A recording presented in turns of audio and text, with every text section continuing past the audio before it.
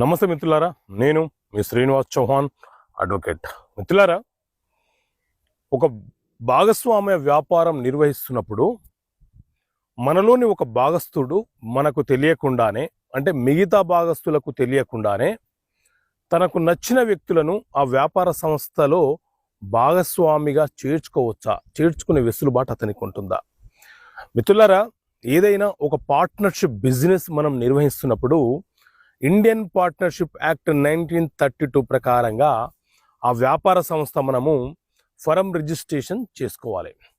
ఆ వ్యాపార సంస్థ రిజిస్ట్రేషన్ చేసుకున్న సందర్భంలో ఎంతమంది పార్ట్నర్స్ ఉన్నారో వారందరి పేర్లు, వారందరి సంతకాలతో ఆ పార్ట్నర్షిప్ బిజినెస్ అనేది రిజిస్ట్రేషన్ అవుతుంది.